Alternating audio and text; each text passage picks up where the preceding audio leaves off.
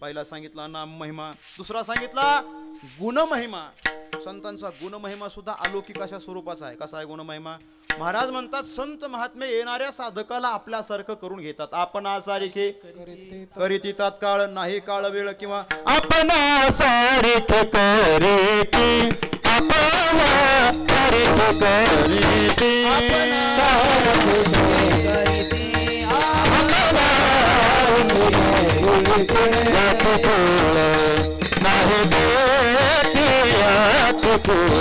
नाही चित्ती आपला सारिखे करीती, आपला सारिखे करीती.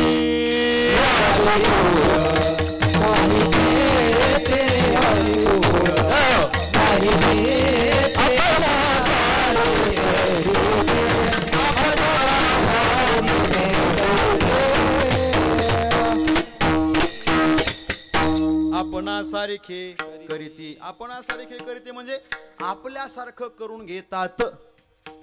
एक प्रसंग सांगतो. एकनाथ महाराजांकडे एक गावबा नावाचा पोरगा गेला होता बघा. गावबा नावाचा, त्याला फक्त पुरणपोळी आवडायची.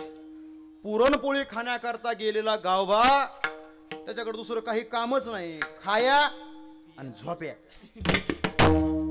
खायचं आणि झोपायचं. कीर्तन नाही, हरिपाठ नाही, नांदिंदिंना नाही, सारेगमप नाही, राम हो राम हा काही नाही महाराज. त्यातला काही विषय नाही. पुरणपोळी तयार झाली, उठायचं, पुरणपोळी खायची आणि झोपायचं. एवढंच काम त्याच्याकडे, एवढंच काम. परंतु नाथ महाराजांनी त्याच्यावरती कृपा केली. नाथ महाराजांनी एक दिवस सांगितलं, रामायण सांगत असताना, ऐका हो भाविकांनो, येणाऱ्या षष्टीला मी जलसमाधी घेणार आहे. भाविक भक्त मंडळी म्हणली, महाराज अहो रामायण अर्ध राहिलंय, कोण लिहिणार? नाथ महाराज म्हणले, काळजी करू नका, माझा गावबा लिहिल. आणि गावबाचं नाव ऐकलं आणि लोक हसायला लागले. म्हणले का? अहो म्हणले त्याला काहीच कळत नाही राव. म्हटले त्याला हरिपाठ माहिती नाही, कीर्तन माहिती नाही, काकडा माहिती नाही, काही माहिती नाही, नुसतं खातय झोपतय. तुम्ही म्हणले त्याला बोलवू. तुम्ही त्याला बोलवलं. गावबा नेमकं जेवण केलं होतं, 2 गोधडे घेऊन पांघरून झोपलं होतं. 2 गोधडे उन्हामध्ये 2. आणि मग गावाला आवाज आला. नाथ मारतो म्हणला, महाराज आताच पुरणपोळी खाल्ली, आता पोटामध्ये जागा नाही, संध्याकाळी बघू, संध्याकाळी बघू, आता नको. परत नाथ महाराजांनी हाक मारली. नावीला जास्त उठून आला आणि सांगितलं, गावा तू रामायण सांगायचं. तो म्हणला, महाराज मला कुठं जमणार आहे राव, मी कुठं भजनातला आहे राव, आपण या भानगडीत नाही. लोक याला भानगड म्हणतात. काय म्हणतात? हे तुमची भानगड म्हणते. तो बरं आहे म्हणलं, तू भानगडीत नाही या, हेच बरं आहे काय? नाही तर इथे येऊन भानगडी करता मला जमणार नाही. शेवटी नाथ महाराजांनी त्याच्या हात मस्तकावरती हात ठेवला आणि जसा हात ठेवला, कृपा कटाक्ष कृपा